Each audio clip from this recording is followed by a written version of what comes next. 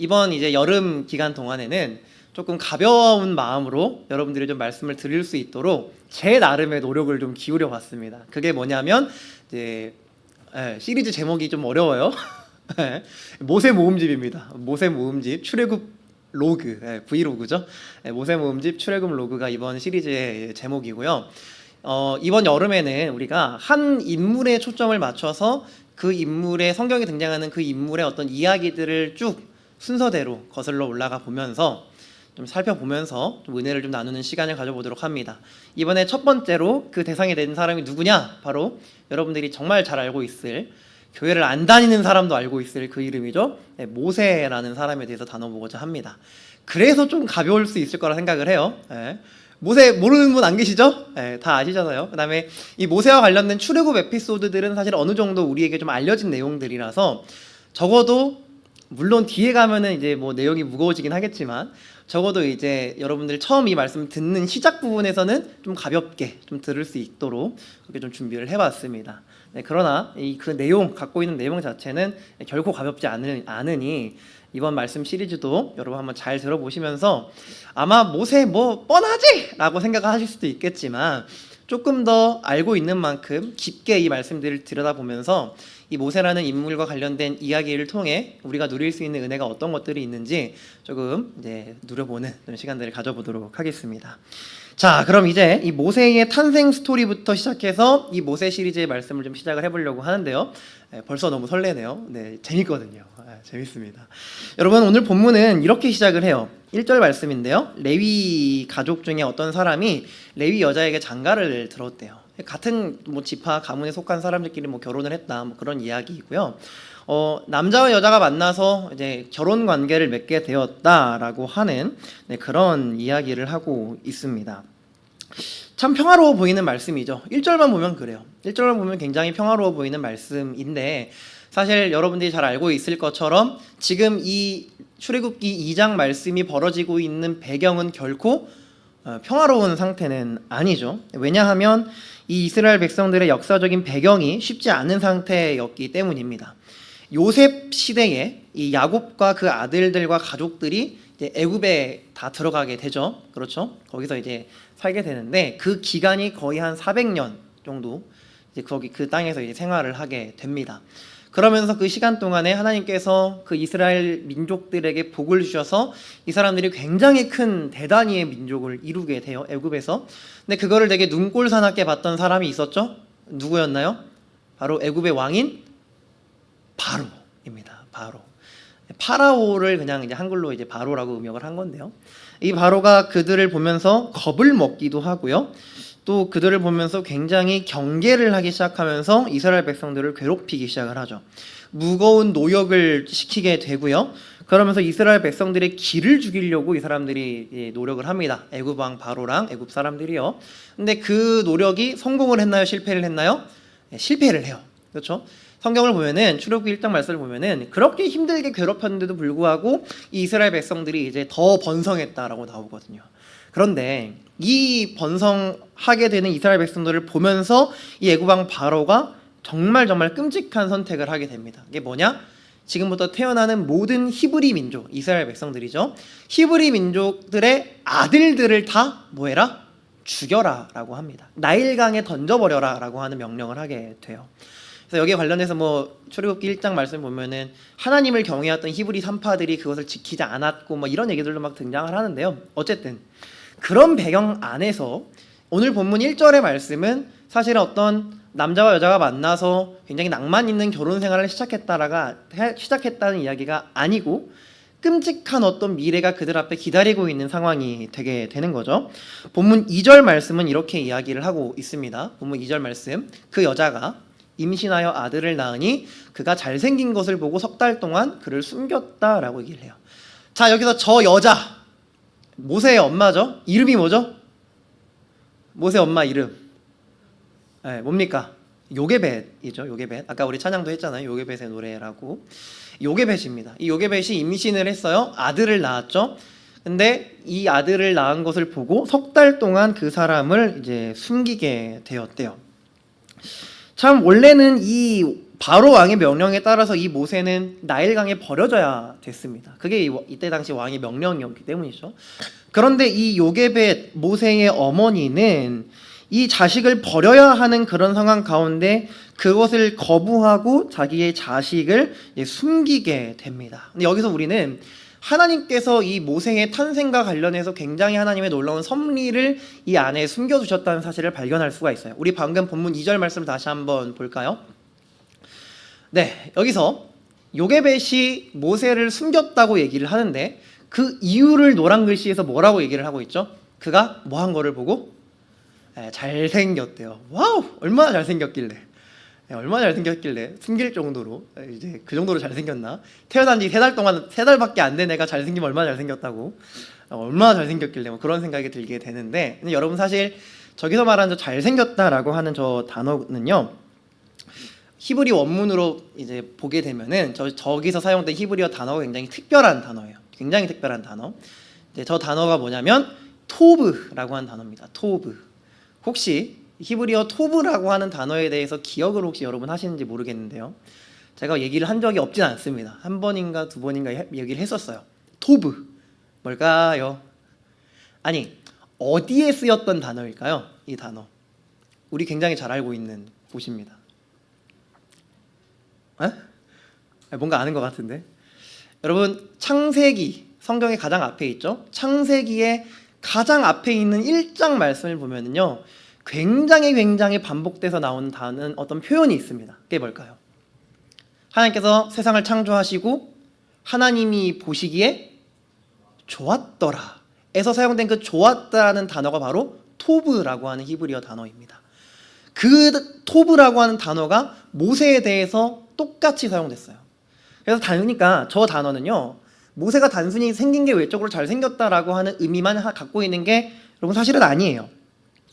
토브라고 하는 단어가 우리에게 주는 의미는요, 이 태어나게 될 이 아이가, 지금 이 태어난 이 아들이 하나님께서 이 아들을 통해서 무언가 엄청난 일들을 행하실 것이다 라고 하는 일종의 복선을 주는 단어가 바로 이 토브입니다.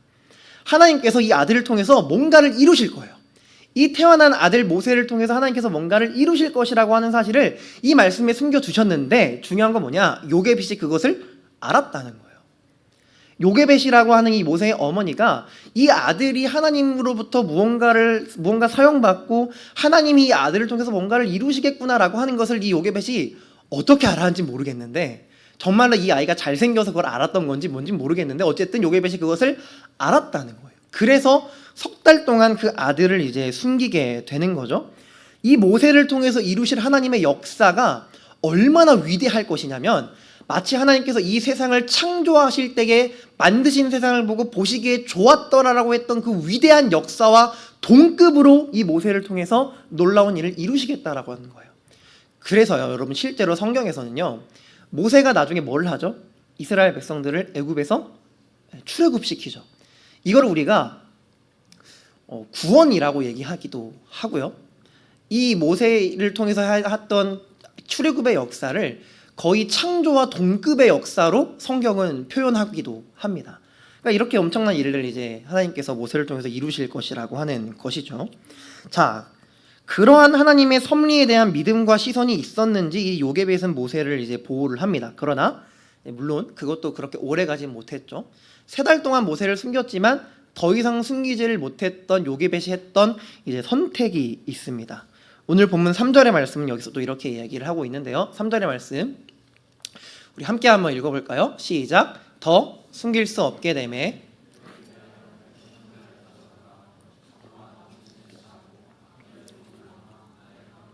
때 사이에 두고. 아멘. 자, 우리가 잘 알고 있는 것처럼 이 어머니 요게벳의 이제 선택이 등장을 합니다. 당연하겠지만 뭐 3달이나, 그러니까 거의 이제 100일이 지나는 거잖아요. 아이가 하도 이제 막 시끄럽게 울고 그럴 거니까 사실 숨길 수가 없었을 거예요. 그래서 이제 요게벳은 이제 참 마음 아픈 선택을 하게 됩니다. 이 자신의 아들 이 모세를, 아직 원래는 이때까지는 모세라는 이름이 없었습니다만은 어쨌든 이 모세를 갈대 상자에 담아다가 이 갈대 상자에 물이 새지 않도록, 물이 들어가지 않도록 역청과 나무의 진을 칠하고 이 갈대 상자를 이 나일 강가에 이제 두게 되는 그런 선택을 하게 됩니다. 그렇게 어머니 요게벳은 자신의 아들 모세를 이 상자에 넣어서 강에 띄워보내게 되는 거죠. 여러분, 이 출애굽기에서 물이라고 하는 거, 물이라고 하는 요소는요, 사실 뭐 성경 전체에서도 그렇지만 죽음을 상징하는 요소예요. 물이라고 하는 건 죽음을 상징하는 요소예요. 여기서 나오는 나일강의 물도 그렇고요. 후에 우리가 출애굽기 말씀을 쭉 보면서 나중에 보게 될 우리 홍해 사건에서의 홍해 또한 갖고 있는 의미 자체가 죽음입니다. 그래서 사실 이 모세는 지금 어떤 상태가 되어 있는 거냐면요, 이 어머니 요게벳에 의하여서 죽음의 바다, 죽음의 강 위로 던져짐을 당한 상태가 되어 있는 거예요. 죽음의 물 위로 노임을 당한 상태가 되는 게 바로 지금 이 모세의 상황이라고 우리가 얘기를 할 수가 있게 되는 거죠. 그런데 그 죽음의 강 위에 띄어진 모세의 인생에도요, 우리 아까 이 2절 말씀에서 하나님의 토브를 요게벳이 발견했었던 것과 같이 그 안에 숨겨져 있는 하나님의 어떤 놀라운 섭리가 있었다는 것을 우리는 오늘 본문 3절 말씀에서 확인을 해볼 수가 있습니다. 아마도 우리가 아마 잘 알고 있는 분들은 아마 아실 텐데 혹시 모르시는 분들을 위해서 제가 좀 소개를 좀 드리도록 하겠습니다. 본문 3절 말씀 다시 한번 좀 띄워 주실까요? 여러분, 여기서 모세가 들어가는 상자가 있습니다. 무슨 상자죠? 갈대 상자예요. 갈대 상자. 혹시 내가 저 갈대 상자라고 하는 단어의 히브리어 원어를 안다. 혹시 내가 그게 뭔지 안다. 저 상자가 뭔지를 안다. 아무도 모르시는 것 같으니까 아는데 손 안 드실 수도 있는데, 자, 저 상자라고 하는 단어는요, 여러분 이거 혹시 모르시면 적어두세요. 저 단어를 우리가 히브리어로 테바라고 합니다. 테바. 어이 쓰시면 돼요. 테바라고 합니다. 근데요, 성경, 이 구약 성경 히브리어로 기록된 이 구약 성경 창세기부터 말라기 끝까지 저 테바라고 하는 단어로 검색을 하잖아요. 그럼 성경 전체에서 저 단어가 딱 2군데만 나와요. 당연하겠지만 한 군데는 오늘 본문에 나온 출애굽기 2장이고요. 또 한 군데가 있습니다. 어딜까요? 아시는 분? 아세요? 그러면 말씀드리겠습니다. 어디 나오냐면요, 창세기 6장부터 9장 말씀에 나와요. 자, 그 중에 한 본문인 창세기 6장 14절 말씀을 좀 봐보도록 하겠습니다. 창세기 6장 14절 말씀. 너는 고페르나무로 너를 위하여 뭐를 만들어라? 방주를 만들되 그 안에 칸들을 막고 역청을 그 안팎에 칠하라 라고 하는 말씀이 있습니다. 저거 누구에게 하나님께서 하신 말씀이죠? 노아에게 하신 말씀입니다. 근데 여기서 하나님께서 만들라고 하시는 게 뭐죠? 방주죠. 이 방주의 히브리어 원어 단어가 뭐냐면 테바입니다. 그러니까 저 방주랑 모세가 들어갔던 상자가 사용된 단어가 똑같아요. 근데 그 단어는 성경 전체에서 창세기 6장에서 9장이랑 출애굽기 2장에밖에 안 나오는 단어예요. 근데 이게 더 재밌는 게 뭔지 아세요? 모세랑, 오늘 본문의 모세랑 지금 창세기 6장 말씀에서 등장하는 노아랑 상황이 굉장히 비슷해요. 한번 정리를 한번 해볼까요? 여러분, 하나님께서 노아에게 방주를 만들라라고 했던 그 이유가 뭔지 여러분 기억하시죠? 이 세상의 사람들이 악한 것을 보고 하나님께서 이 세상을 물로 심판하려고 하셨어요. 그렇죠? 물로 심판하려고 하셨습니다. 세상의 이 악한 존재들을 보시면서 하나님께서 분노하셔서 이 죄인인 인간들을 물로 쓸어버리려고 하세요. 자, 근데 여기서 이 하나님의 심판에서 물이 갖고 있는 상징적인 의미가 뭐였을까요? 바로 죽음입니다. 근데 제가 뭐라 말씀드렸죠? 출애굽기에서 물이 갖고 있는 상징적인 의미가 뭐라고요?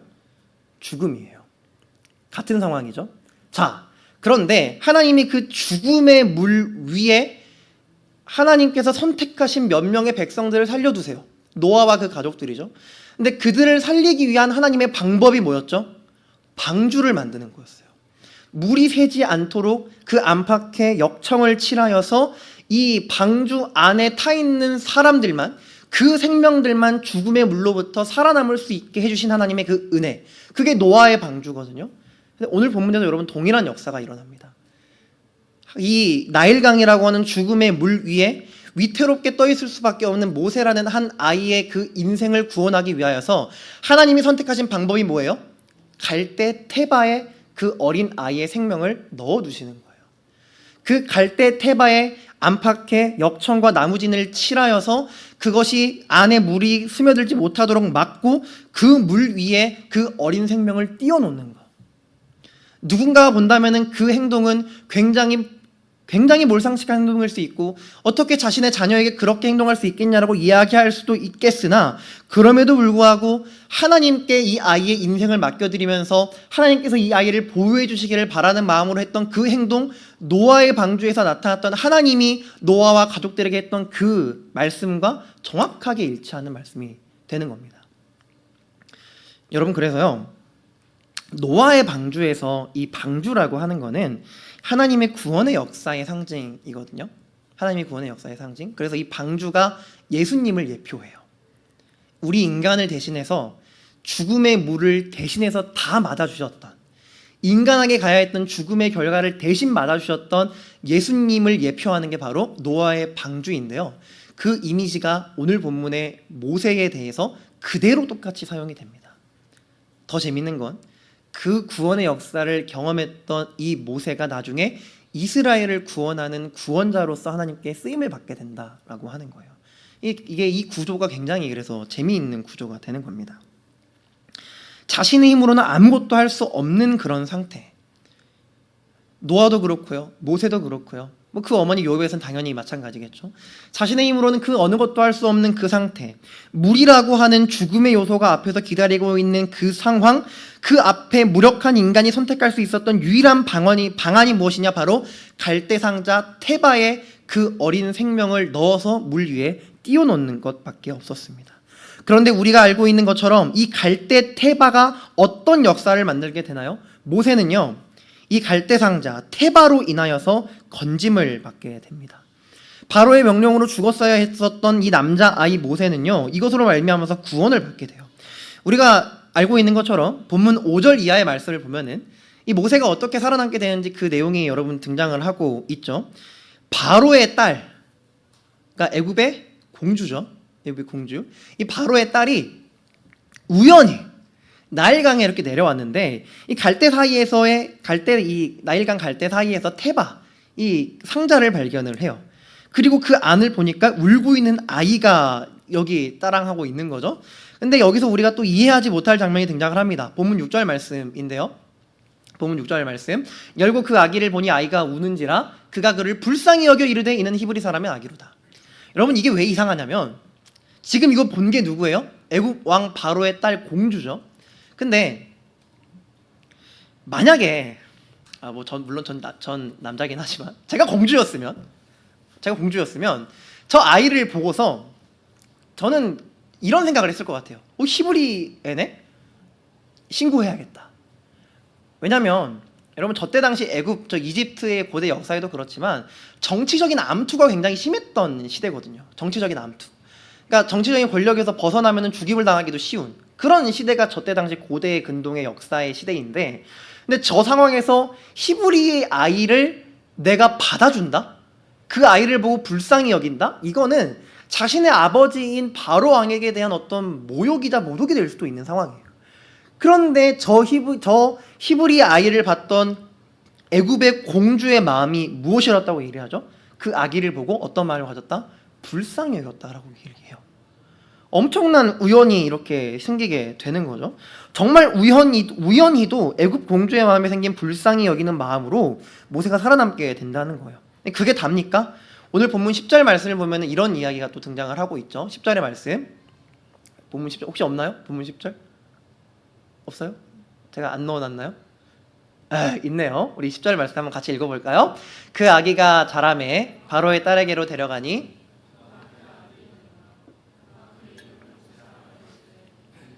그를 물에서 건져내었음이라 하였더라. 아멘. 우연히 만난 그 히브리 남자아이를 불쌍히 여김으로 끝나는 것이 아니고요, 이 무려 바로 왕의 딸이, 이 애굽의 공주가 이 모세를 자신의 양자로 삼습니다. 그러니까 정치적으로는 이 모세는 지금부터는 이 바로 왕의 딸의 아들이 되는 거니까 애굽의 왕자가 되는 거예요.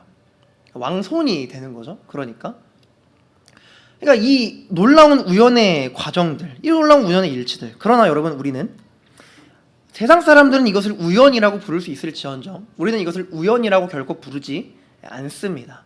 이러한 하나님의 역사를 우리가 표현하는 중요한 단어가 한 가지가 있어요. 뭐라고 부르냐면 우리가 이거를 섭리라고 부릅니다. 섭리. 뭐라고요?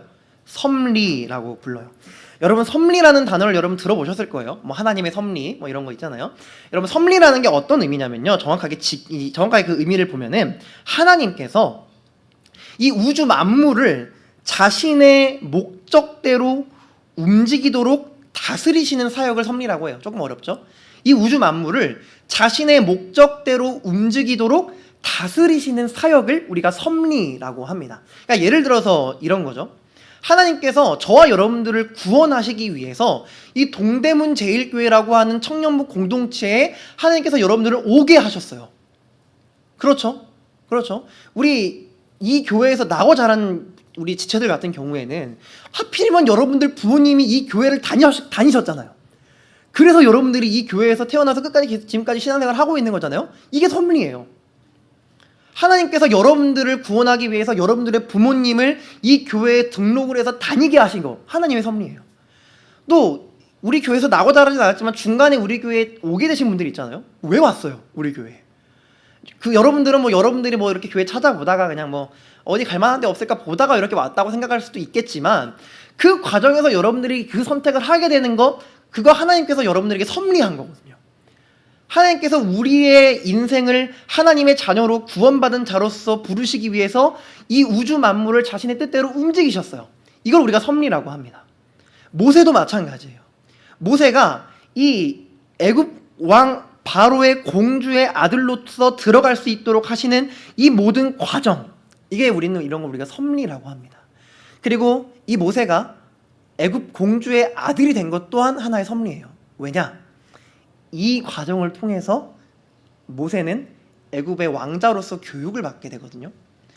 실제로 이 많은 신학자들은 이렇게 얘기해요. 하나님께서 모세를 이 바로의 공주의 아들로 삼으셔서 애굽의 왕자로 키우신 것은 훗날 이 모세가 이스라엘 백성들을 출애굽시켜서 40년 동안 이끌 때에 이 모세로 하여금 어떤 정치적인 능력을 배우게 하시기 위함이었다라고 학자들은 얘기를 해요. 왜? 이때 당시 애굽은 지금으로 따지면 미국 같은 최고의 선진국이거든요. 문화, 교육, 역사, 정치 모든 부분에서 탑을 달리고 있던 나라였기 때문에 그곳에서 모세가 엘리트 교육을 받게 되는 거예요. 그래서 이 모세를 통하여서 하나님께서 이스라엘 백성들을 구원하여 이끌어 가실 수 있도록 중요한 교육을 이 과정을 통해 시키셨다는 거죠. 섭리입니다. 이런 걸 우리가 섭리라고 그렇게 이야기를 하게 되는 거예요. 자, 그런데 여기서 우리가 오늘 본문 말씀을 통해서 가장 중요하게 생각해야 되는 것이 한 가지가 등장을 합니다.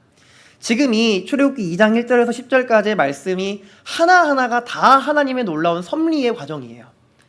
하나님의 섭리가 없는 부분이 하나도 없어요. 그런데 그 하나님의 섭리의 과정들 중에서 우리가 특별하게 좀 강조해야 하는 어떤 하나의 어떤 선택이 존재를 합니다.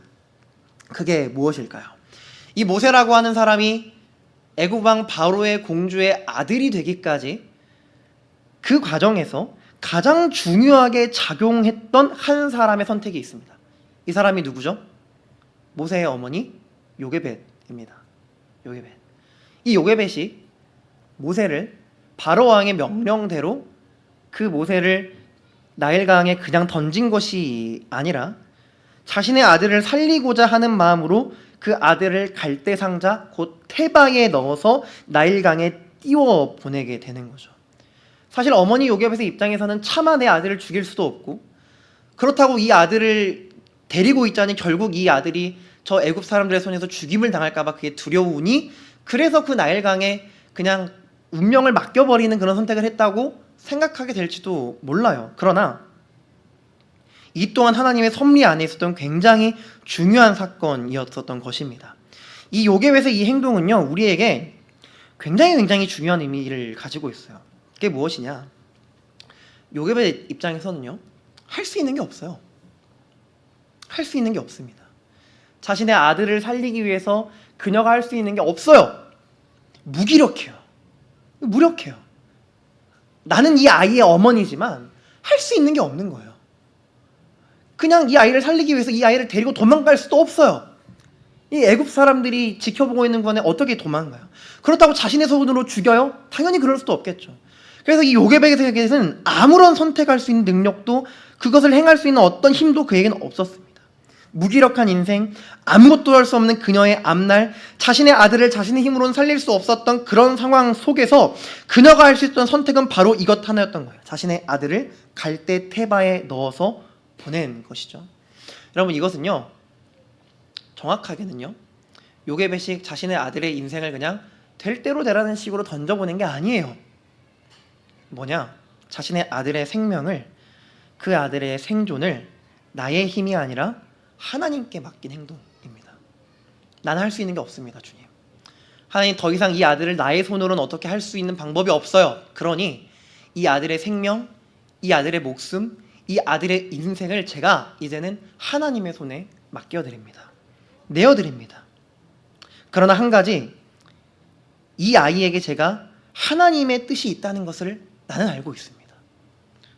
제가 보았던 이 아이의 잘생김, 토브, 이 아이에게 가진 하나님의 뜻을 하나님의 손으로 이루어 주시옵소서. 그런 마음으로 요게벳은 자신의 아들을 이 갈대 테바에 담아서 물 위에 띄우게 된 겁니다.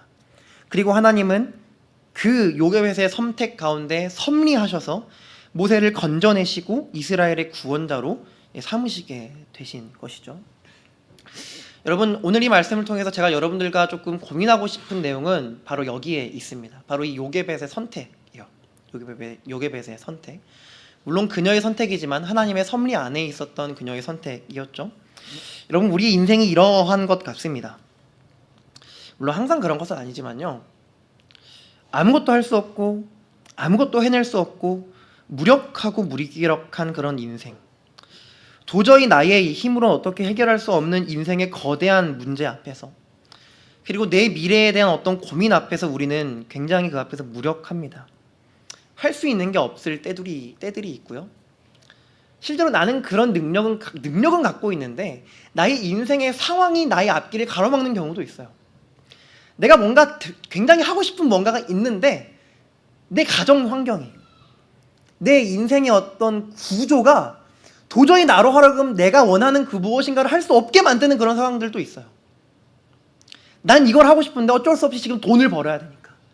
난 이런 걸 너무 하고 싶은데 내 가정 형편은 그렇지 않으니까 막히는 경우도 있어요.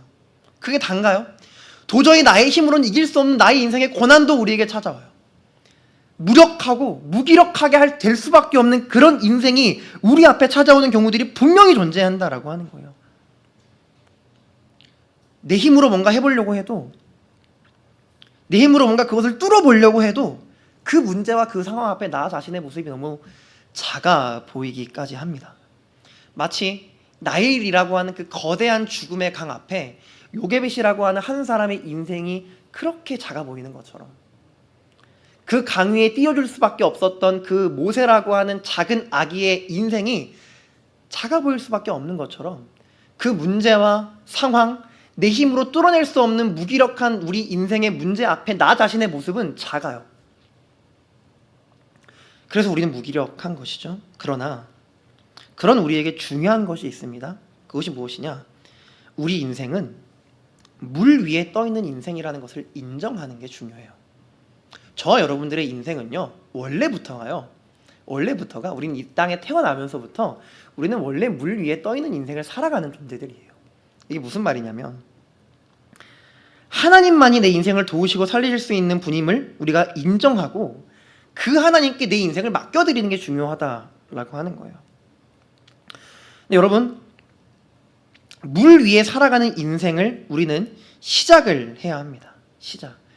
이 말은 무엇이냐? 지금 저와 여러분은요, 물 위에 띄어진 인생을 살아가고 있지 않다는 거예요. 굉장히 조금 아직까지 좀 모호하게 들릴 수 있어요. 제가 좀 설명을 한번 잘 해보도록 하겠습니다. 여러분, 하나님께 우리 인생을 맡겨야 된다는 얘기를 안 들어본 사람은 없을 겁니다. 그렇죠? 하나님께 내 인생을 다 맡겨드려야 된다는 거 모르는 사람 없어요. 내려놔야 된다고, 내 손에 쥐고 있는 그거 내려놔야 된다고 모르는 사람 어디 있어요? 내 욕심 내려놔야 된다고, 내가 바라는 거 내려놔야 된다고 모르는 사람이 어디 있겠어요? 그런데 문제가 뭐냐면요, 그 내려놓는 게 힘들어요.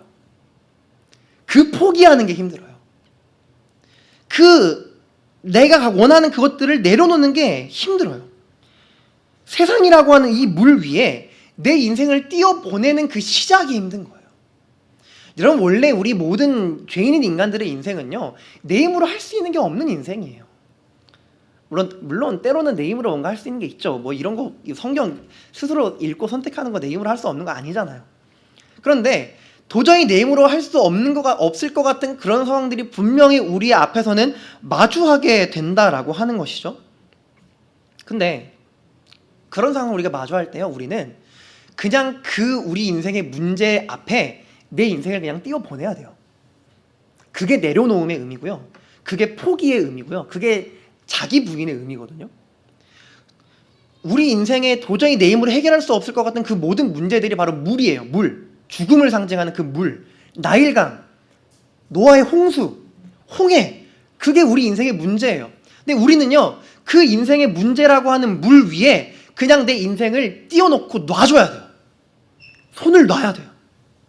그저 나라는 사람의 인생을 갈대 태바에 담아서 그 태바를 물 위에 띄워놓고 손을 떼야 된다고요. 왜? 하나님이 그 태바에 담긴 내 인생을 책임질 거니까. 근데 문제가 뭐냐면요, 우리가 그 손을 못 놔요. 태바를 잡고 있는 그 우리 손을 못 놓는다고요. 이 물 위에 내 인생 그냥 띄워놓고 하나님만이 내 인생을 좌지우지하실 수 있습니다라고 하는 그런 고백으로 내 인생을 잡고 있는 내 손을 놔야 되는데 그걸 못 놔요. 왜 못 놓는지 아세요? 불안해서 못 놔요. 불안해서. 왜? 물 위에 상상을 해보세요. 모세가 그 어린 아기가 나일강 위에 그냥 상자에만 담겨서 떠가요. 갑자기 물이 막 이렇게 물결이 강해서 이 상자에 물이 들이칠지, 아니면 나일강에 살고 있는 어떤 나쁜 동물들이 그 상자를 어떻게 해야 할지 누가 알겠어요. 불안하잖아요. 그래서 손을 못 놓는 거예요. 하나님께 우리 인생을 내어 맡겨야 된다는 거 알아요. 이 인생이라는 이 물 위에 내 인생을 놔야 된다는 거 알아요. 놓지 못하는 이유는 불안해서 못 놔요. 내가 지금 그래도 뭐라도 해야 내 인생이 덜 불안할 것 같고, 내가 지금 뭐 이런 노력이라도 해야 내가 내 인생을 꽉 붙잡고 내 인생을 위해서 내 손으로 뭔가라도 할 수 있어야 좀 덜 불안할 것 같아서, 그래서 이걸 못 놓는 거예요. 내 인생이 두려우니까. 이걸 놨을 때 이 나일강 위에 혼자서 유유자적 떠가는 내 인생이 어떻게 될지 모르니까, 그게 불안해서 나는 내 인생을 물 위에 띄우지 못하는 거예요. 아니, 정확하게는요, 우리 믿음은 있잖아요. 예수님 믿잖아요. 그렇죠? 상자에는 담겨 있어요. 상자 이렇게 만들어서요, 갈대 태바 만들어서 그 안에 저와 여러분 인생은 넣어놨어요. 근데 나일강 위에 딱 얹어놓고 거기서 손을 못 대고 있는 거예요. 계속 잡고 있는 거예요. 근데 여러분 잘 기억하세요. 내가 이 갈대 상자 태바를 계속 잡고 있으면요, 하나님은 이 상자에 아무런 역사할 수 없으세요. 오해하지 마세요. 정말 역사할 수 없다는 뜻이 아니에요. 내가 이 상자를 놓지 않고 있으면요, 이 물 위에서 오직 하나님의 도움만으로 살아가는 우리 인생을 확인할 수가 없어요. 여러분, 왜 저와 여러분의 인생 가운데 하나님이 역사하지 않는 것 같이 느껴지는지 아세요? 여러 가지 이유가 있을 수 있지만, 여러분, 이거 못 나서 그래요. 이거 못 나서 그렇다고요. 내 인생, 내가 지금 뭐라도 해야 할 것 같으니까, 내 이 물 위에 떠 있는 나의 이 위태로운 인생 가운데 불안해서, 걱정돼서, 염려돼서 내가 이 상자를 잡고 있는 손을 못 놔서 하나님이 내 인생을 책임져가는 모습을 우리가 볼 수가 없는 거예요. 여러분 잘 기억하세요. 내 인생을 책임지는 하나님의 역사는요, 우리가 나의 인생을 잡고 있는 손을 놨을 때 시작됩니다. 이거 놓지 못하면 하나님이 우리 삶에 정확하게 역사하시는 모습들 충만하게 경험하기가 어려워요. 여러분, 그래서요, 우리는 물 위에 놓여진 그 인생을 이제는 시작을 해야 합니다. 물 위에 놓여진 우리 인생을 시작해야 돼요. 여러분 어떠십니까? 여러분들은 여러분의 인생을 이 태바에 담아 물 위에 띄워 보내실 수 있으시겠어요? 혹시 그렇게 살아오셨나요? 그렇게 살아오신 거 맞아요? 아니면 여전히 불안해서, 여전히 걱정돼서 여러분 인생을 잡고 있는 그 손, 적어도 믿음이라고 하는 그 갈대 상자에 그 테바에 담겨는 있으나 여전히 그 믿음을 잡고 있는 그 여러분들의 손을 놓지 못하고 계신 건 아니에요. 여러분, 우리 인생은 이 나일강 위에 떠가는 인생이 이제는 돼야 됩니다. 여러분, 그거는 방종이 아니에요. 그건 무책임한 행동이 아닙니다. 그건 하나님께 내 인생을 맡겨드리는 행동인 거예요. 요게벳은 그것을 했습니다. 그녀의 마음 가운데 무엇이 있었는지 성경은 정확하게 이야기하고 있지는 않으나 그저 우리가 알 수 있는 그것, 요게벳은 모세를 향한 하나님의 무엇인가의 계획이 있다는 것을 알았고, 그래서 그녀는 자신의 아들의 인생을 나는 아무것도 할 수 없으니 하나님께서 내 아들의 인생을 책임져 주시옵소서라고 하는 마음으로 자신의 아들을 갈대 테바에 담아 나일강 위에 얹어놓고 자신의 손을 거기서 뗄 수가 있었던 겁니다. 여러분, 이 말씀을 통해서 저는 여러분들에게 이 권면을 좀 드리고 싶습니다. 뻔한 소리처럼 들릴 수도 있을지 모르겠지만요, 진심을 담아서 말씀드립니다. 하나님은요, 여러분 한 사람 한 사람을 향한 놀라운 계획을 실제로 가지고 계세요. 그리고 그 계획을 마치기까지요, 그 계획을 이루시기까지 결단코 여러분들의 인생을 걷어가지 않으실 거예요. 그 계획을 마치시기까지 여러분들의 인생을 끝까지 이끌어 가실 거예요. 끝까지. 여러분, 그걸 믿으세요. 이 자리 가운데 계신 여러분, 우리 모두들, 하나님께서는 여러분을 향한 정말로 놀라운 계획을 실제로 가지고 계신 분이십니다. 그래서 우리를 결국 버리지 않으실 거예요. 믿으세요. 이 믿음이 시작입니다. 나의 인생을 잡고 있는 이 손, 나라는 인생에 담겨있는 이 갈대 테바를 잡고 있는 이 손을 놓을 수 있는 가장 중요한 시작점은 뭐냐면요, 하나님이 내 인생을 향한 중요한 계획을 갖고 계시다라고 하는 것을 믿는 것에서 시작해요. 요게벳처럼요. 자신의 아들을 향한 하나님의 계획이 있다는 걸 믿은 그녀는 그 아들의 인생을 하나님 앞에 놓을 수 있었던 거예요. 여러분, 믿으세요. 하나님은 여러분을 향한 중요한 계획을 가지고 계십니다. 그러니 여러분들의 인생을 허투루 두지 않으실 거예요.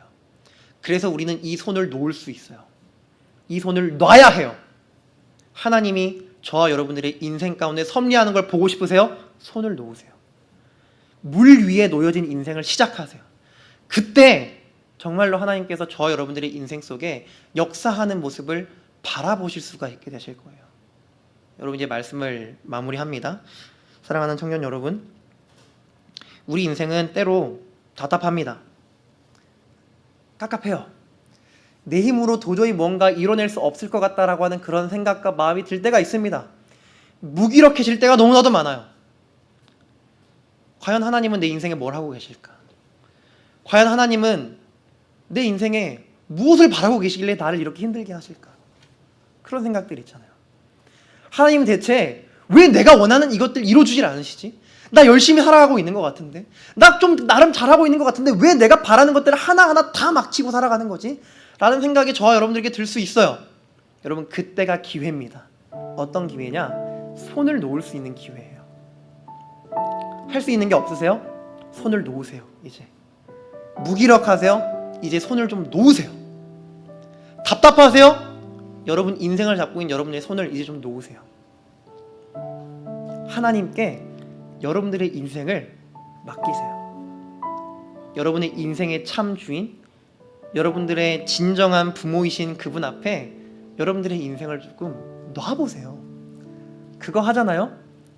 놓을 땐 두려워요. 그런데 그거를 해내는 그 시간부터 하나님은 실제로 여러분들의 인생 가운데 역사하실 겁니다.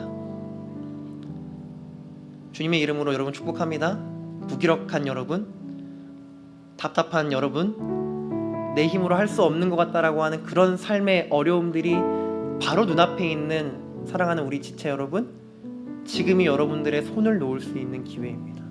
손을 놓으세요. 그리고 하나님이 아무것도 할 수 없는 나를 대신하여 그분이 내 인생에 뭘 이루어 가시는지를 좀 보세요. 손을 놔야 돼요. 그렇지 않으면 하나님의 역사는 여러분 인생에서 드라마틱하게 시작되지 못합니다. 아니, 그렇게 안 하실 거예요. 손을 놓으시는 여러분이 되기를 주님의 이름으로 축복합니다.